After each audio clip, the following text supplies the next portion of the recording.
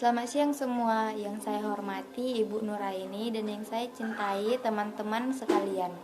Baiklah, dalam kesempatan kali ini, kelompok kami akan menjelaskan materi tentang demokrasi terpimpin, yang bisa disebut demokrasi pada masa Orde Lama, pada tahun 1959 sampai 1965. Baiklah, saya akan memperkenalkan anggota-anggota dari kelompok kami, yaitu dari kelompok 3. Halo semua, perkenalkan nama saya Novita Sirait. Halo semua, perkenalkan nama saya Meriani Gunawan. Halo semuanya, perkenalkan nama saya Michelle Angelina Simanjuntak. Halo semuanya, perkenalkan nama saya Christina Napitu. Demokrasi terpimpin adalah sistem demokrasi di mana seluruh keputusan berpusat pada pemimpin negara yang pada saat itu dijabat oleh Presiden Soekarno.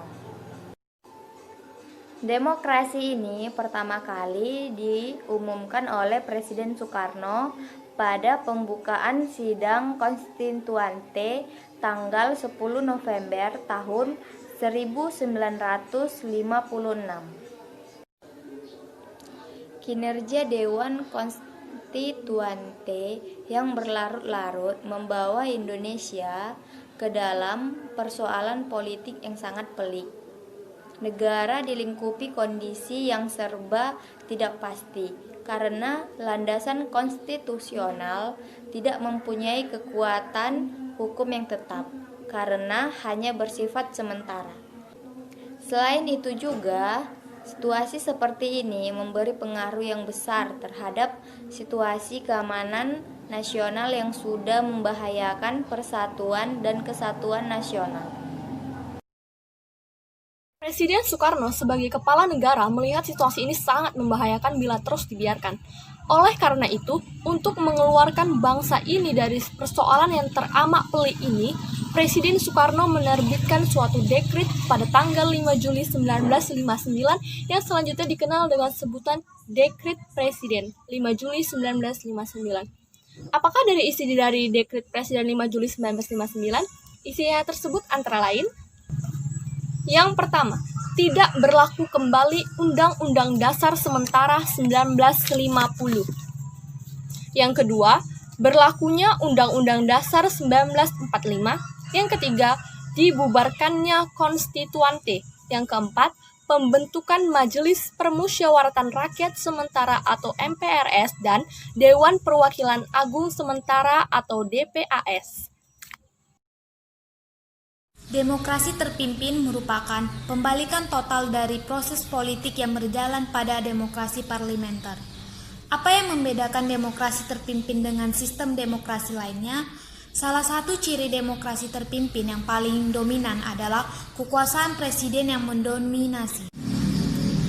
Demokrasi jenis ini menempatkan presiden di atas kekuasaan segalanya di pemerintah Indonesia. Hal ini menjadi pemicu terjadinya kesenjangan yang berlangsung di Indonesia saat itu. Akibatnya, presiden yang memiliki kekuasaan tertinggi dapat dengan mudah menyingkirkan pihak yang dianggap tidak sejalan atau bertentangan di bidang politik. Adapun karakteristik yang utama dari perpolitikan pada era demokrasi terpimpin sebagai berikut. Yang pertama, menghaburnya sistem kepartaian. Kehadiran partai-partai politik bukan untuk mempersiapkan diri dalam rangka mengisi jabatan politik di pemerintahan, karena pemilihan umum tidak pernah dijalankan, tetapi lebih merupakan elemen penopang dari tali urut kekuatan antara lembaga kepresidenan, Angkatan Darat, dan Partai Komunis Indonesia. Yang kedua, dengan terbentuknya Dewan Perwakilan Rakyat Gotong Royong atau DPRGR, peranan lembaga legislatif dalam sistem politik nasional menjadi sedemikian lemah. DPRGR tidak lebih hanya merupakan instrumen politik lembaga kepresidenan. Proses rekrutmen politik untuk lembaga ini pun ditentukan oleh presiden. Ketiga, hak dasar manusia menjadi sangat lemah. Kritik dan saran dari lawan-lawan politik presiden tidak banyak diberikan. Mereka tidak mempunyai keberanian untuk menentangnya. Keempat, masa demokrasi terpimpin membuat kebebasan pers berkurang. sejumlah surat kabar dan majalah dilarang terbit oleh pemerintah, seperti misalnya Harian Abadi yang berafiliasi dan Masyumi, dan Harian Pedoman yang berafiliasi dengan PSI.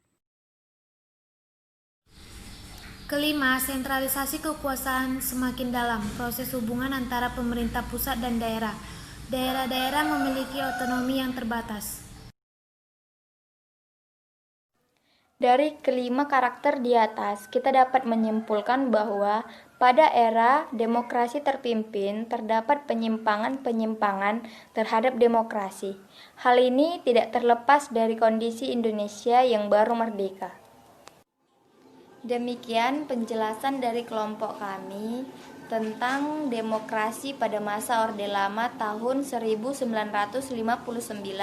sampai 1965. Jika ada kesalahan pada saat menjelaskan, kami mohon maaf. Sekian dan terima kasih. Selamat siang semuanya.